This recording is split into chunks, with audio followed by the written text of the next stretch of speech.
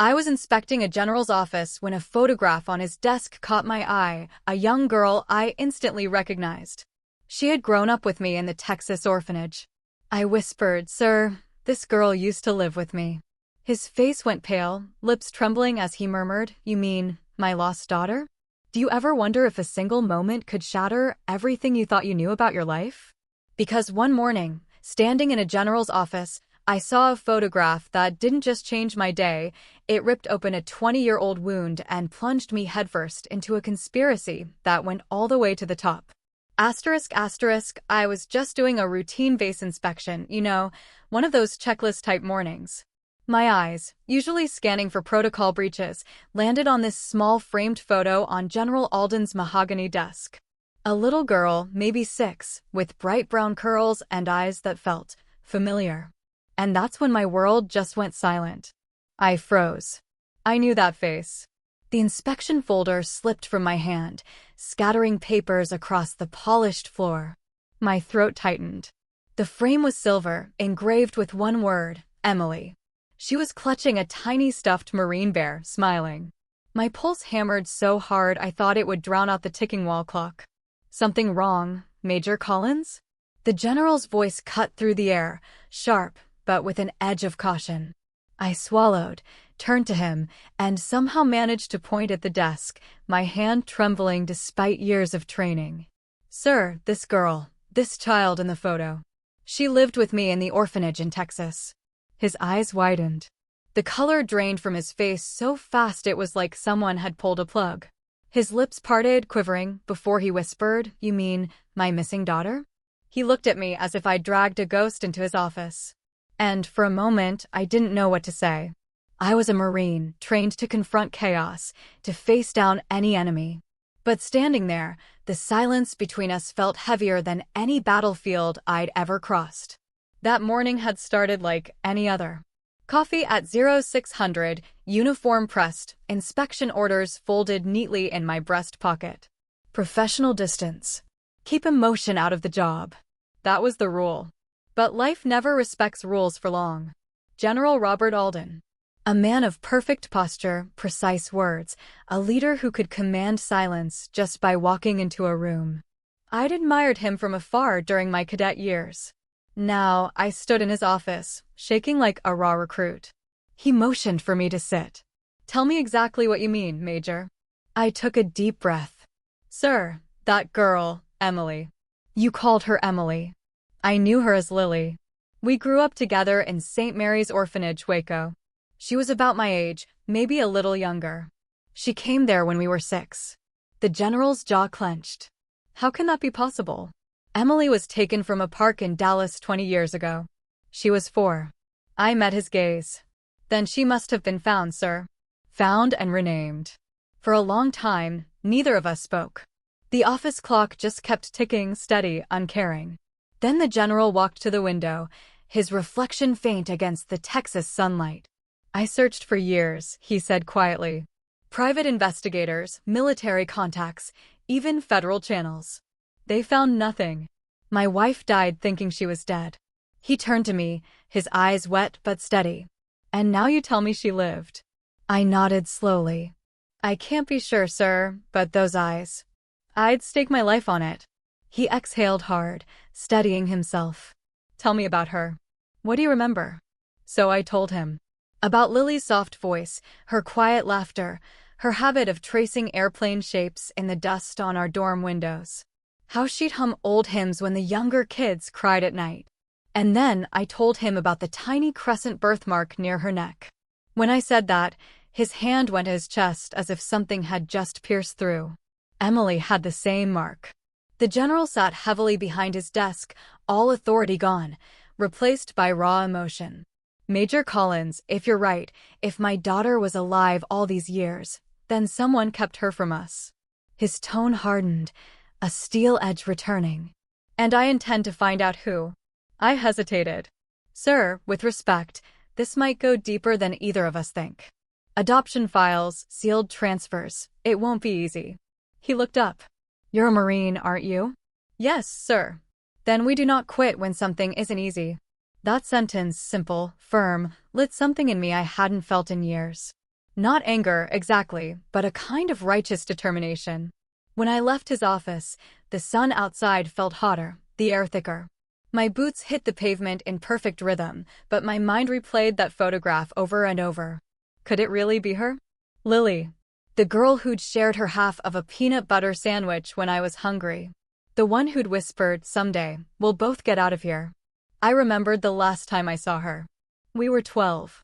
I'd been adopted by a family in Dallas, promised a new start. She'd hugged me tight, tears streaking her cheeks. "Write to me," she'd said. I promised I would. I never did. Duty had carried me far from that orphanage, from Texas to Okinawa to Quantico. But guilt travels faster than any deployment. Now, 2 decades later, her face had found me again, smiling from a frame in a general's office. That night, I couldn't sleep. I sat in my quarters, staring at the faint reflection of the moon on my medals. They suddenly felt lighter, emptier. I'd always believed the Corps taught me everything about loyalty and courage. But now, I understood some battles aren't fought for your country. They're fought for the truth. And sometimes that truth waits in silence for years, like a photograph on a desk, until someone dares to look closely enough to see what's been lost. The next morning, I opened my laptop, typed St. Mary's Orphanage, Waco, and pressed enter. The mission had begun. The next morning, I arrived at the base before sunrise. The air was heavy with the scent of wet asphalt, the American flag fluttering faintly. I'd spent the night replaying every memory of Lily I could summon, the way she'd line up her crayons, her habit of humming when she was scared. I needed to be sure this wasn't some cruel trick of resemblance or wishful memory. When I walked into the general's office, he was already there, standing by the window. He looked like he hadn't slept either. His uniform was impeccable, but his eyes betrayed exhaustion. "Major Collins," he said quietly, "close the door." I did. He gestured to a chair. "You said you knew my daughter as Lily. Tell me everything from the beginning." I sat down, hands folded in my lap, like I was back in front of a commanding officer at a disciplinary board. But this wasn't discipline. This was pain. "She came to the orphanage when I was 6, I began. She didn't talk much at first. The sisters said she'd been found near a gas station outside Waco. They didn't know where she came from. She didn't remember her last name. They called her Lily because she had a flower stitched on her jacket." The general stared down at his clasped hands. "Emily loved lilies," he whispered. "She used to pick them for her mother every Sunday after church." That silence again, the kind that fills a room like fog. "She was the kindest kid there," I continued softly. "She'd fix other children's toys, share food, stay up late to comfort the ones who cried at night. The staff said she'd been through something traumatic, but she smiled anyway. That's what I remember most. She smiled through everything." The general rubbed his temples. "I spent 20 years wondering if she was alive. And you're telling me she was smiling in an orphanage 3 hours away?" There was no accusation in his tone, only raw heartbreak. "I didn't know, sir. I swear I didn't know who she really was." He nodded slowly. "Of course, you didn't. You were a child." Then his eyes lifted to mine, sharp again. Command restored. "Do you still have any contact with the orphanage?" "I haven't been there since I joined the Marines, but I can go back." He exhaled deeply, the kind of exhale that sounds like surrender. "Do it discreetly. No press, no channels. If someone hit her, I don't trust the bureaucracy to tell me the truth." I hesitated. "Sir, I'll need authorization." "I'll take care of the paperwork," he interrupted. "You take care of finding out what happened." I gave a short nod. "Yes, sir." He walked to his desk, opened a drawer, and pulled out an old envelope. He handed it to me. Inside was a faded photo. Him, his late wife, and a little girl holding a toy airplane. "Keep this," he said quietly, "in case you need confirmation." I studied the photo. The child's eyes were unmistakable. Blue-gray with that same earnest spark. Lily's eyes. When I left the office, the base seemed quieter than usual, like even the air was listening. The drive to Waco took 3 hours, but it felt like I was crossing 20 years. The road stretched endlessly through fields of rusted fences and half-tilled soil. My reflection stared back at me from the windshield, uniform crisp, eyes shadowed. Somewhere between Dallas and Waco, I stopped seeing Major Collins in the mirror. I saw Tessa, the orphan girl who once believed family was something you earned through good behavior. When I arrived, the orphanage looked smaller than I remembered. The red bricks were chipped. The sign faded, St. Mary's Home for Children. The gate creaked open as I pushed it. Inside, the hall smelled of floor wax and dust. The same long corridor, the same wooden cross above the entrance. A familiar voice greeted me. "Well, I'll be Sarah Collins." It was Sister Agnes, older now, face lined, but eyes still kind. She hugged me tightly. "You've grown into such a fine woman. A Marine, no less." "Still trying to earn my keep," I said with a smile. She looked at my uniform. "You're not here for inspection, are you?" "No, sister. This is personal." Her expression shifted. "I thought so. You've got that look, like you're about to dig up ghosts." I told her about the general's photograph, about Lily. Her face softened, then saddened. "I remember her," she said quietly. "Sweet girl. Never caused trouble. Always drawing airplanes and flowers." She cried for her father every night at first.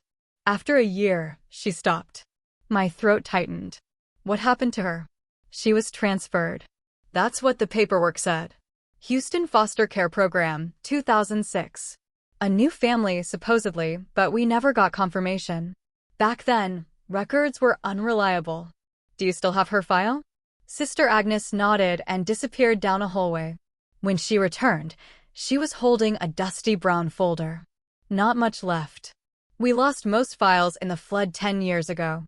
Inside, I found a few photocopies, medical forms, vaccination records, and one faded photo of Lily.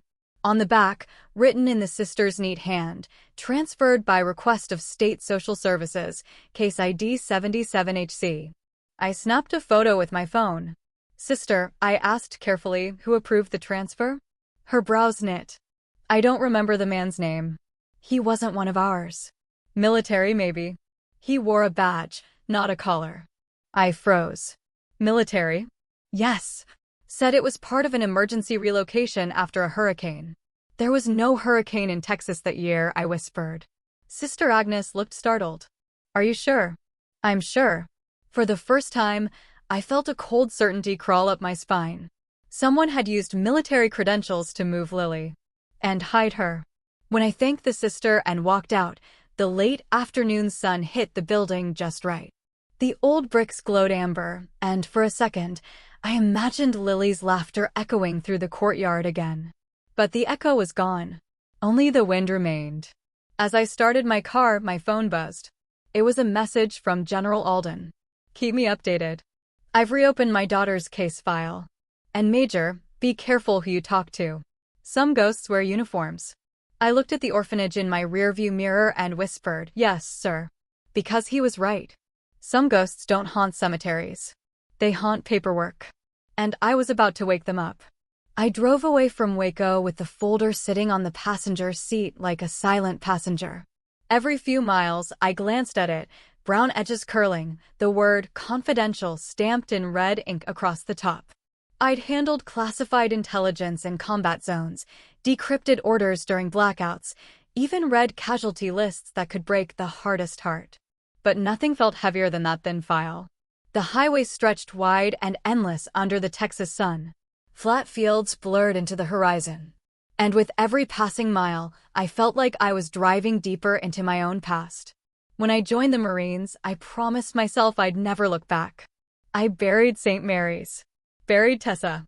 Buried every lonely night in that dormitory with its peeling paint and creaking beds. Duty gave me a new name, a new spine, a new life. But life has a way of dragging your history back into the light when you least expect it. By the time I reached my quarters at Fort Hood, it was nearly dusk. I didn't turn on the light. I just sat at my desk, opened my laptop, and began typing in what little information I had. Case ID 77HC, Houston Foster Care Program, 2006. Nothing. No digital record, no archived file. It was as if Lily or Emily had vanished twice. I sent a message through a secure military channel to an old contact, Captain Elena Brooks, now working in the JAG office at the Pentagon. Need access to restricted relocation archives, 2006, code 77HC. Possible military involvement. Quiet request. A reply came 5 minutes later. You realize this could be above clearance level. Then find someone whose clearance is higher, I typed back. I hesitated before hitting send. But then I saw Lily's face in my mind, smiling, trusting, unaware of the world's cruelty. I hit enter. The next morning, I returned to the orphanage. I wasn't finished with St. Mary's. Not yet. Sister Agnes was outside, tending to a small rose garden near the chapel. The smell of soil and lilies mixed with the faint scent of old paint and memory. Back so soon? She asked, straightening her back with a groan. I need to look through old storage, I said. Boxes, receipts, letters, anything from 2006. She hesitated, then nodded. Follow me. The storage room was in the basement, where the air smelled of mildew and forgotten prayers. We walked between stacks of old toys, broken furniture, and boxes labeled with years. I found the one marked 2006 to 2007 and began digging. Inside, among yellowed papers and brittle folders, I found an envelope labeled Metropolitan Social Relief Program Emergency Evacuation Order. Stamped at the top corner, U.S. Department of Defense Temporary Relief Initiative. The date matched the year Lily was transferred. I opened it carefully. Inside was a list, names, birth years, approximate locations. Most were smudged or illegible, but one line was clear. Child ID 217L. FEMA relocation. Guardian request pending. Next to it was a faint signature. The ink had bled, but I could still read part of it. M. Matthews. The name meant nothing to me yet, but something about the handwriting felt military. Precise. Deliberate. Sister Agnes leaned over my shoulder. We never saw those papers, she said softly. They just showed up one day with the men who took her. The men? Yes, 2 of them, both in uniform. They said she was being transferred for her safety.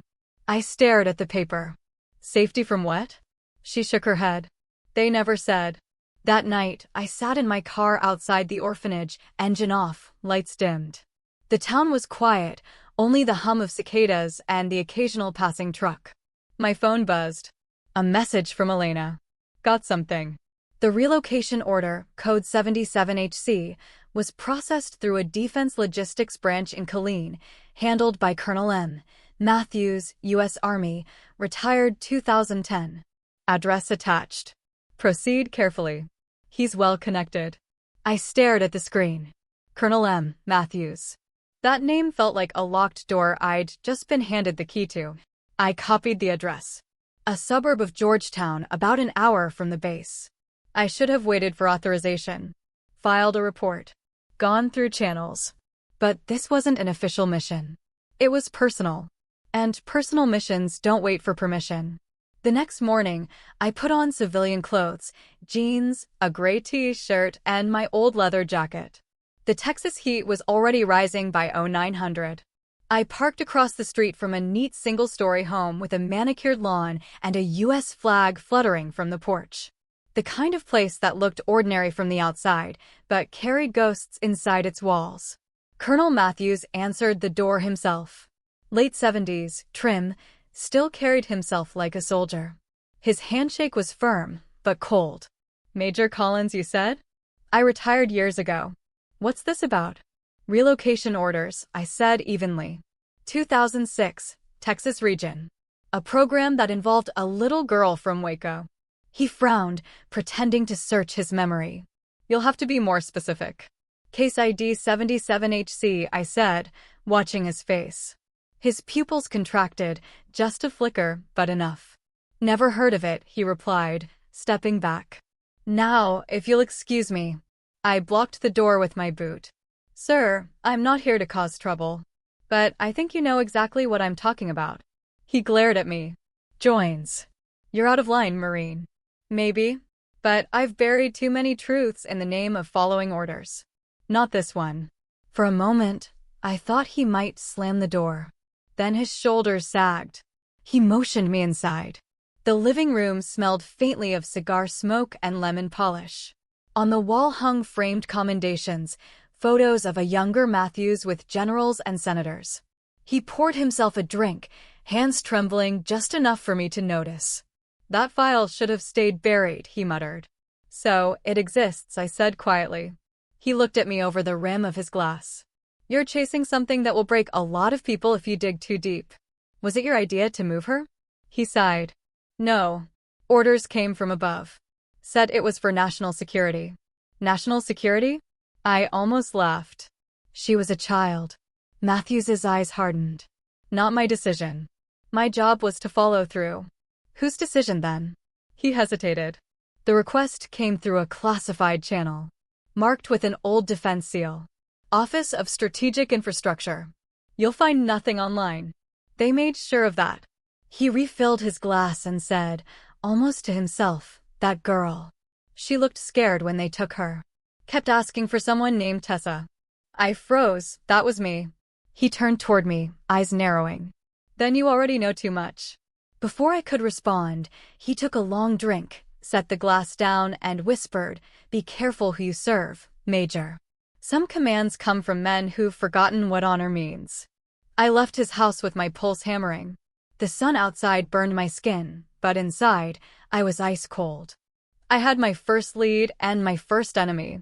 By the time I got back to the base, the Texas sky had turned the color of gunmetal. The air was thick, restless, carrying the smell of rain.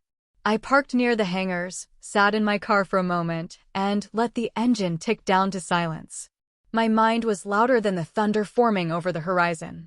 Colonel Matthews's words kept echoing. Some commands come from men who've forgotten what honor means.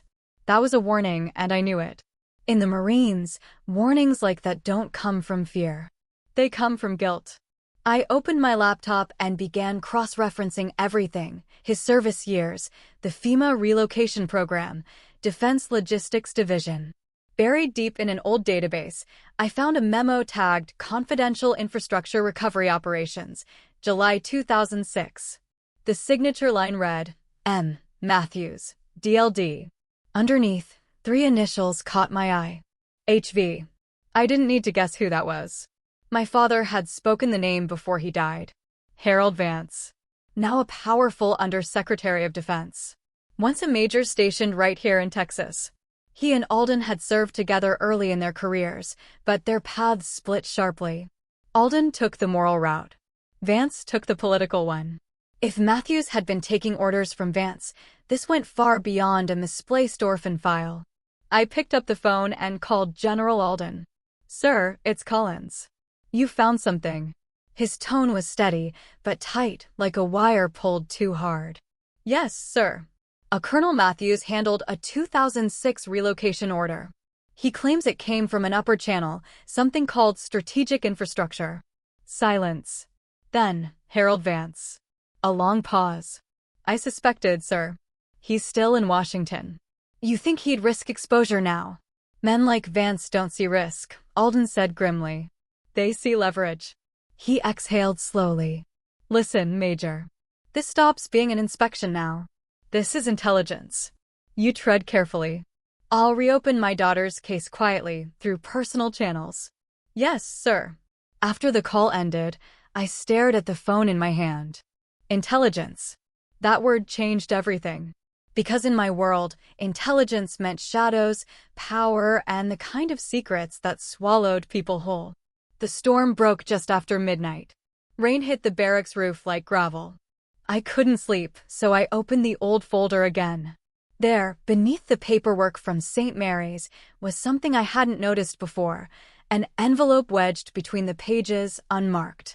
Inside was a single sheet of yellowed letterhead. Department of Defense Emergency Operations Division. It was a memo addressed to Colonel Matthews. Subject: Reassignment of Minor ID 217L. Directive: Proceed under civilian cover. No further record to be maintained. Authorization code: HVTX Ops. No name, no signature, just those initials again. I felt the hair rise on my neck. Whoever HV was, he had the power to make a child vanish without a trace. And the arrogance to sign it like a stamp of ownership. I scanned the document and encrypted it on a flash drive. Then I did something reckless. I called Captain Elena Brooks again. Elena, I need a favor. You already got one, she said dryly. What is this really about, Sarah? A child. A missing girl. A cover-up tied to a defense project from 2006. There was a pause. You're talking about a ghost program. Then tell me how to find a ghost. Carefully, she said. And quietly. I'll run your memo through an old clearance pathway. But if you're right about Vance, you could be putting a target on your back. I've had worse. After the call, I sat there, listening to the rain. I should have felt fear, but instead, I felt calm, focused. The same stillness I used to feel before stepping into a combat zone. Only this time, the enemy wasn't across a desert. He was behind a desk. The next morning, I met General Alden again. He looked different, tired, but steadier. There was something in his eyes that hadn't been there before. Resolve. I handed him the flash drive. Sir, this is the memo that links Matthews to Vance. He plugged it into his laptop, scrolled through the scanned image, and went pale. Authorization code HVTX Ops.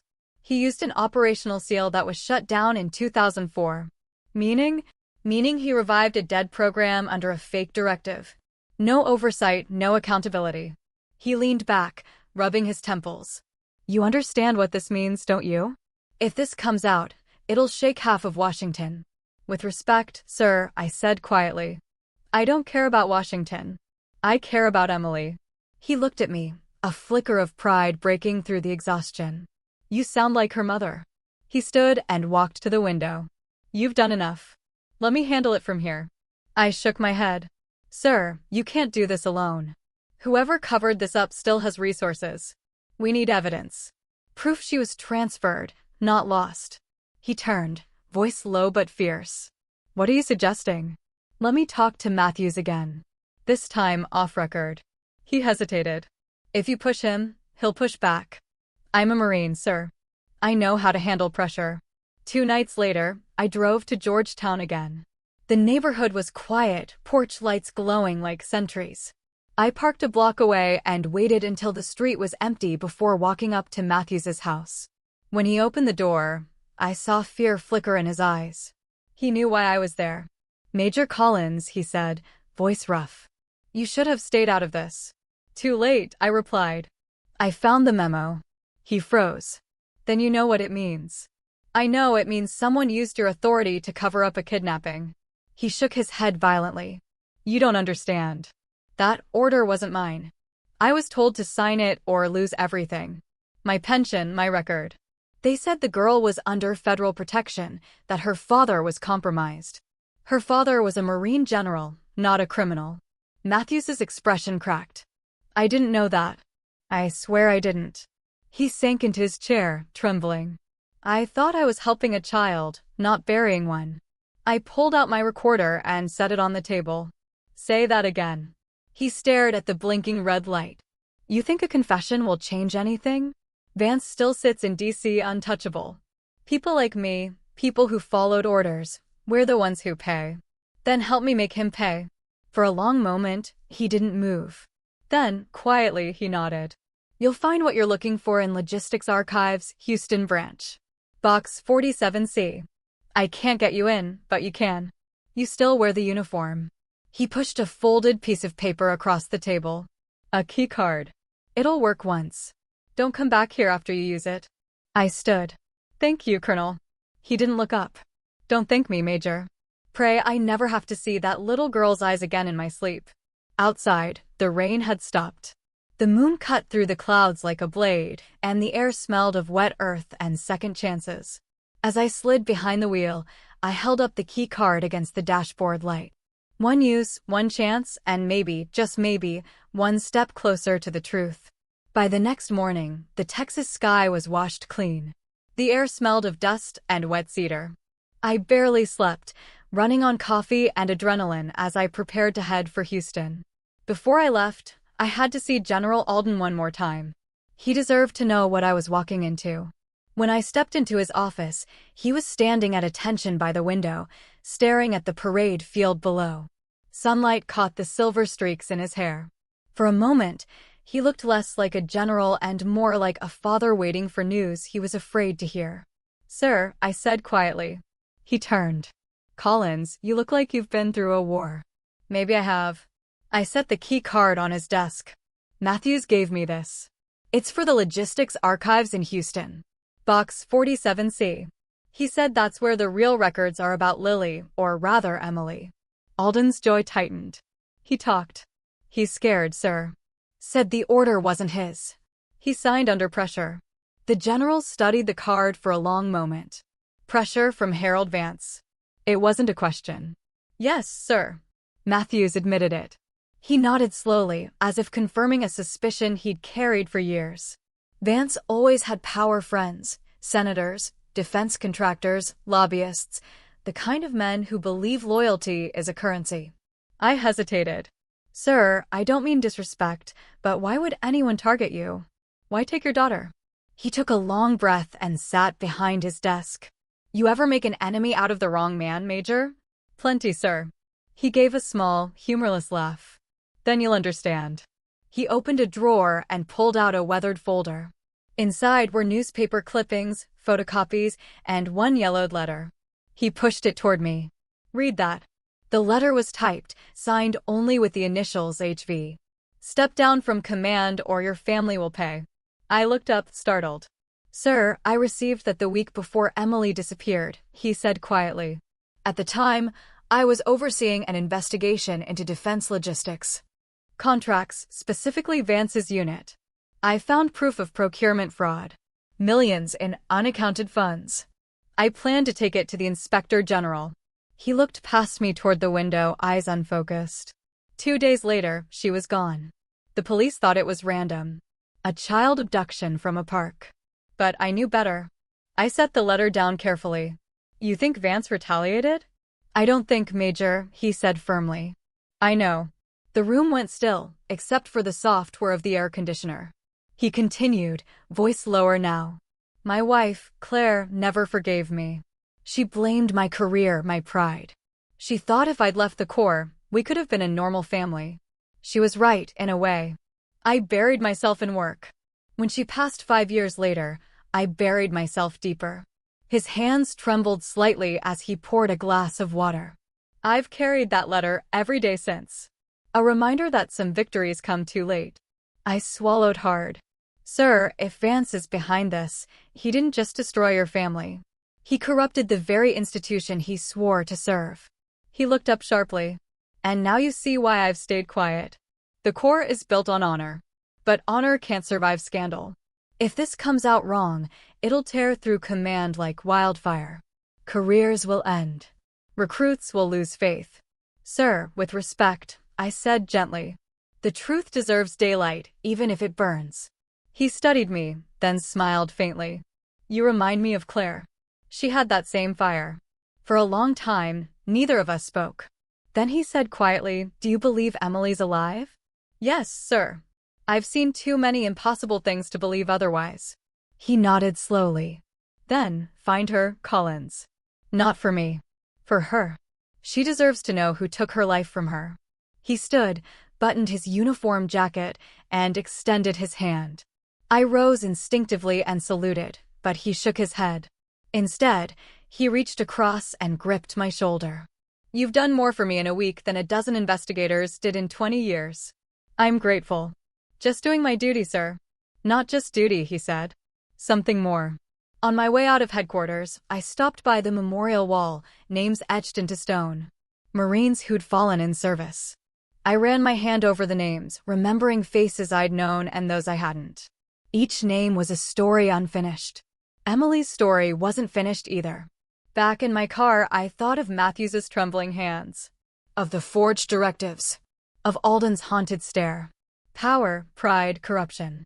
It all seemed so far from the values we swore to defend. But then again, isn't that how betrayal always starts? Slowly, from inside the house? That evening, I drove to the old base chapel. The door creaked as I stepped inside. Candles flickered near the altar. I wasn't there to pray. I wasn't sure I even knew how anymore. But I needed silence. The light from the stained glass windows spilled over the pews in fractured blues and golds. I sat down and let my head fall into my hands. When I finally looked up, I saw a small plaque near the front, dedicated to those who serve in truth. I smiled faintly. Truth. That's what this was really about. Not revenge, not orders. Just truth. My phone buzzed, shattering the stillness. A message from Captain Brooks at the Pentagon. Received your memo image. Verified clearance code. Vance's authorization is real, but the operation itself doesn't exist in any active record. You're chasing a black project. Proceed with caution. A black project. That explained everything and nothing. I texted back. If it doesn't exist, how do I find it? Her reply was instant. Find who wanted it erased. Follow the money. Always follow the money. I pocketed my phone and rose from the pew. Outside, the evening sun dipped low, washing the base in amber light. It hit the chapel's stained glass, scattering color across the floor. For a brief moment, it looked like the world was on fire. I took that as a sign. Tomorrow, I drive to Houston, use the key card, and open box 47C. Whatever was inside would either set a family free or end my career for good. As I walked away, I caught my reflection in the chapel window, uniform sharp, eyes weary, jaw set. Somewhere behind that reflection, the girl I used to be, the orphan named Tessa, was watching. She didn't look afraid anymore. She looked ready. The drive to Houston took 4 hours, though it felt longer. The highway stretched on like a ribbon of faded silver beneath the sun, and my thoughts raced ahead of me. The key card Matthews had given me lay on the seat beside me, its chipped plastic catching the light every few minutes, like it was winking, daring me to use it. When I crossed into the city limits, the skyline rose out of the heat haze, all glass and ambition. Somewhere below those towers, in a basement or a warehouse, the truth waited, sealed inside a box marked 47C. The address Matthews had scribbled led me to a nondescript industrial building on the south side, surrounded by a chain-link fence. A faded sign read, Federal Logistics Storage Facility. No guards, no cameras, just a keypad entry and a sense that this place hadn't seen daylight in years. I swiped the keycard. The green light blinked. The lock clicked open. Inside, the air was stale, heavy with the scent of cardboard and metal dust. Rows of shelves stretched into shadow, each one stacked with identical gray boxes marked with code numbers. My footsteps echoed softly, the only sound in that cavernous space. Box 47C. I walked past 43, 44, 45. When I reached 47, I saw the C shelf near the bottom. My hands shook as I pulled the box free. It was heavier than I expected. I set it on a table, peeled off the seal, and opened it. Inside were folders, hundreds of them, files labeled with initials, dates, and locations, disaster relief, refugee transfers, special custody cases. But one file was different. Thinner, newer, marked with a single red line across the top, ID 217L. FEMA relocation. I opened it carefully. The first page was a birth record, female, approximate age 6, no last name. Found outside Waco, Texas. Transferred to St. Mary's Orphanage. Subject exhibits signs of memory loss, possible trauma. At the bottom, under remarks, authorized relocation to Houston foster system under Directive HVTX Ops. I flipped through the rest. A single photograph fell out. A little girl with curly brown hair and pale blue eyes, clutching a toy bear. I knew that face. Lily. Emily. The next document was stranger, a psychological assessment stamped, classified. It described the child as adaptable, high-functioning, with stable temperament, as if she were part of a study, not a missing person. Then came a list of names, agencies, handwritten notations, transfer complete, case closed. And at the very end, stapled to the back, a signature I hadn't seen before. Authorized by L. Vance. I stared at it, heart hammering. Proof. Actual proof. I took photos of every page, then slipped the photo of Lily into my jacket pocket. The rest I left untouched. I closed the box and was about to leave when a sound made me stop, the faint metallic click of a door latch. I turned. A man stood in the entrance, silhouetted by sunlight. Late 40s, neat suit, crew cut, expression cold. Major Collins, he said smoothly. You shouldn't be here. My hand went to my ID instinctively. Who are you? He stepped forward, holding up a badge. Department of Defense Security. Name's Callahan. You accessed a restricted facility using an invalid key card. Invalid. I asked carefully. Retired clearance. Belonged to Colonel Matthews, who, by the way, is now under federal review for unauthorized disclosures. I swallowed. You're with Vance, aren't you? His lips twitched. Let's just say I answer to people above your pay grade.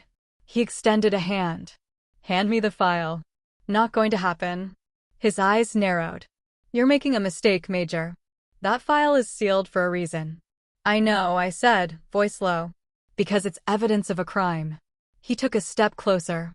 You think the system will side with you? You're one officer against the Pentagon. I've been outnumbered before. He sighed. You Marines. Always so noble, so willing to die for truth, even when it buries you. Before he could reach me, I backed away toward the far wall. My right hand hovered near my pocket where my phone recorded every second. Touch me, and that recording hits 10 inboxes. He froze. The corner of his mouth twitched. Half a smirk, half irritation. You don't understand what you've opened. Then explain it to me. But he didn't. He turned and walked out the door, slamming it behind him. I stood there in the silence, my pulse loud in my ears. Whatever this was, I just stepped into a war no one wanted to admit existed.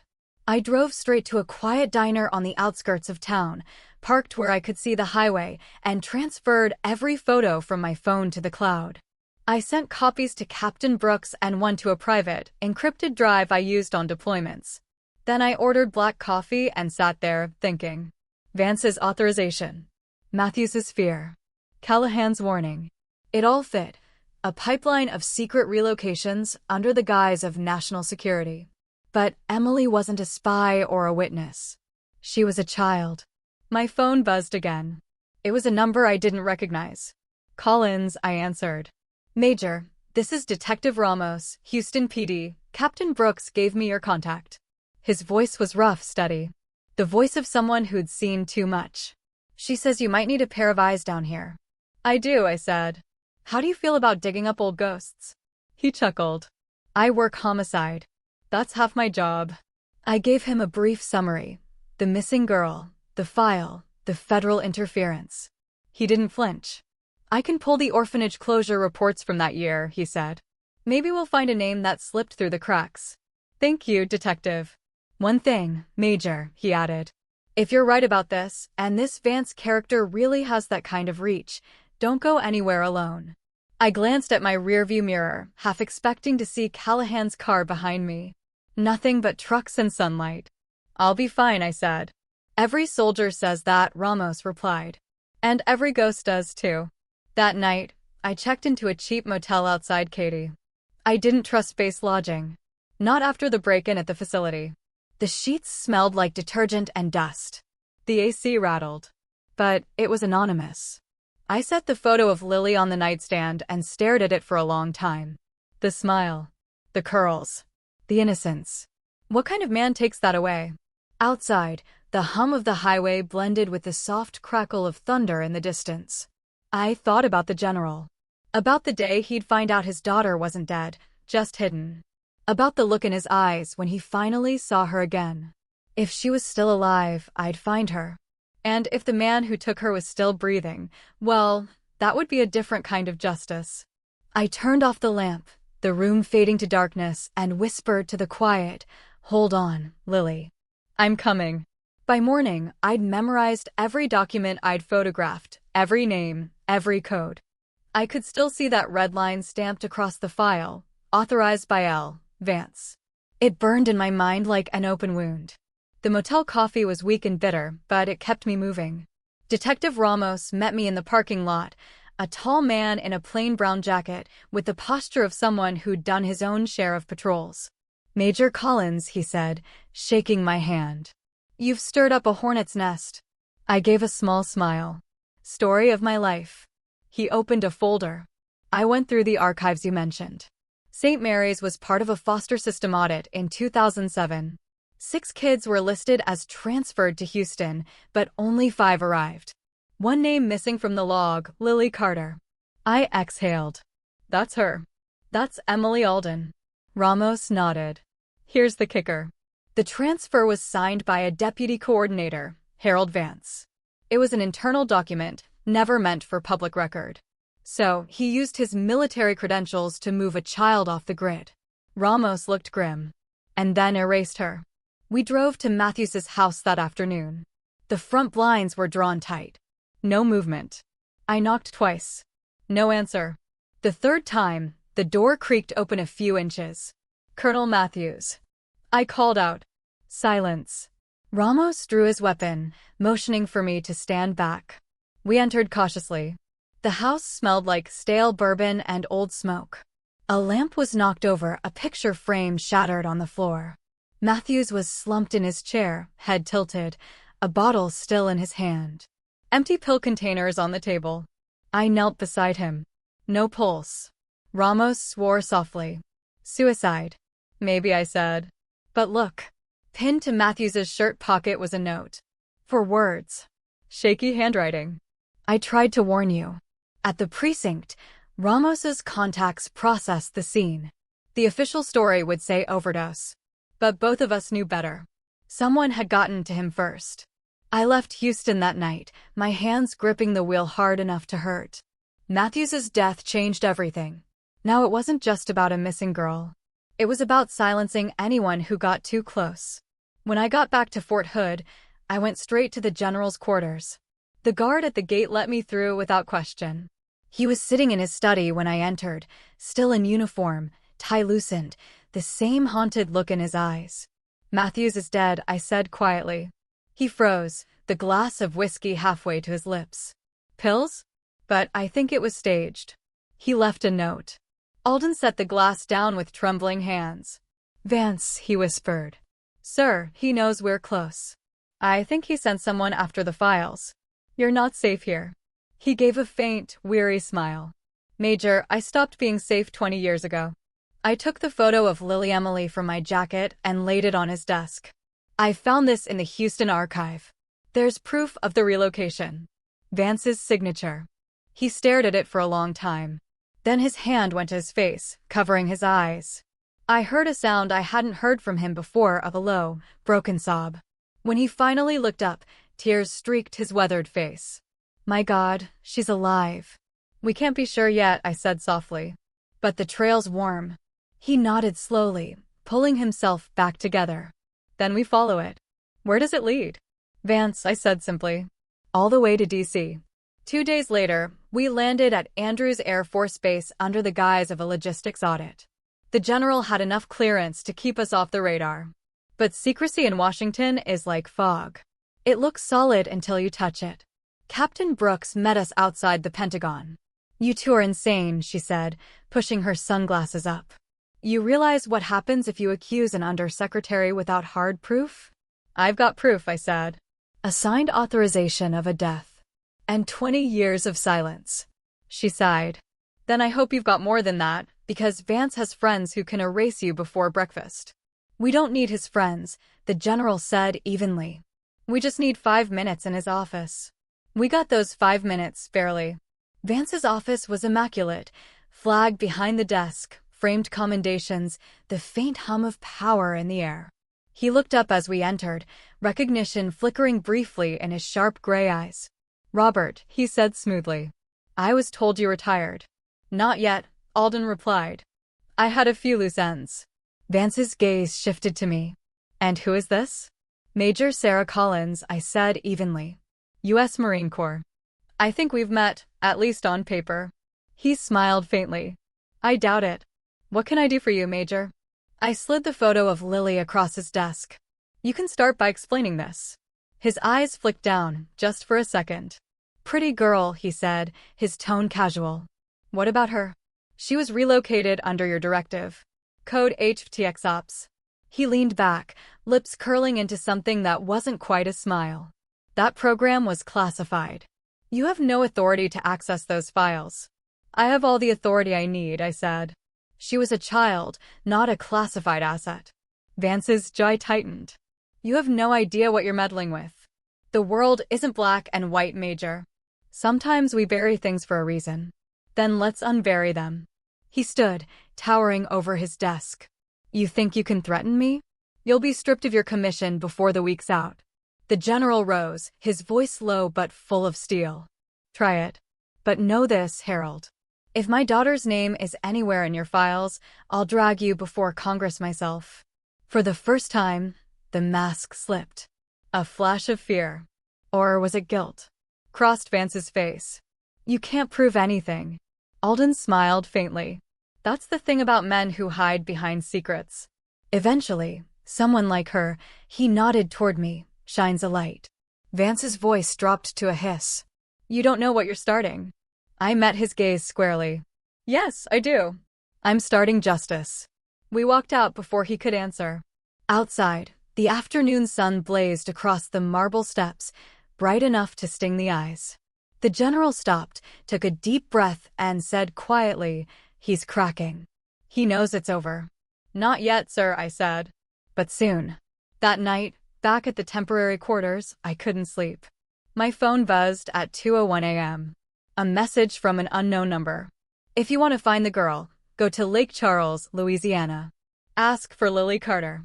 Don't tell Alden. Don't tell anyone. I stared at the screen, heart pounding. It could be a trap, or it could be the lead we'd been praying for. Either way, I was going. I left before dawn, driving south on the empty highway with the first light of morning chasing my taillights. I didn't tell the general. I didn't tell Brooks or Ramos. Whoever sent that message knew where to find me. And that meant time wasn't on my side. The air grew heavier as I crossed into Louisiana. The world softened into fog and pine. Bayous glimmered under the sunrise like sheets of glass. It didn't feel like I was driving toward danger. It felt like I was driving toward something sacred, something that had waited too long. The address led to a small lakeside town called Moss Bluff. Quiet, almost forgotten. I parked near the old dock, where the water lapped lazily against weathered posts. Across the road stood a white wooden house with a crooked mailbox. The name on it stopped me cold, Carter. I walked up the path and knocked. The door opened a few inches. A woman in her late 40s peered out, tired eyes, kind face, wearing a faded floral robe. Can I help you? I hesitated. Ma'am, I'm looking for someone named Lily Carter. She froze, hand tightening on the door frame. Who's asking? My name is Major Sarah Collins, U.S. Marine Corps. I paused. I knew her when she was a little girl. Her expression softened slightly, suspicion giving way to curiosity. She opened the door wider. Come in. The living room smelled of lemon polish and old wood. Pictures lined the walls, birthdays, holidays. A smiling young woman with light brown curls and eyes the color of sky after rain. Lily. Older now, maybe 18 or 19, but unmistakably the same face from the photo I carried in my pocket. She's at work, the woman said quietly. Community hospital, just outside town. Who are you to her? Someone who's been searching a long time, I said. The woman, Mrs. Carter, sat down slowly. You're not the first. A man came by last year, said he was a lawyer from Washington, asked questions about her adoption. She didn't want to talk to him. My throat tightened. Did he leave a name? No. But he scared her. I exhaled. Then I'll do my best not to. Mrs. Carter studied me for a long moment. You look like a woman who's seen too much and still hasn't stopped fighting. I've had practice, I said softly. She gave a faint smile. Then maybe it's good you came. Lily's different. Always has been. Nightmares when she was little. Couldn't remember her early years. Said she dreamed about men in uniforms, about a big house with a flag outside. My chest tightened. She remembers. Mrs. Carter nodded. She doesn't know why. The hospital sat at the edge of town, small, plain. The kind of place where everyone knows everyone. I walked in and asked the receptionist for Lily Carter. She pointed me to the physical therapy wing. When I saw her, my breath caught. She was standing by the window, sunlight in her hair, helping an older veteran through balance exercises. Her voice was calm, steady, professional, but warm. When the session ended, I approached slowly. Lily? She turned, curious. Yes. Up close, it was undeniable. The eyes. The soft jawline. The same features from the portrait in the general's office. My name's Sarah Collins, I said quietly. I knew you once, when you were little. She tilted her head, uncertain. I'm sorry, I don't remember you. That's okay, I said. There's a lot you weren't supposed to remember.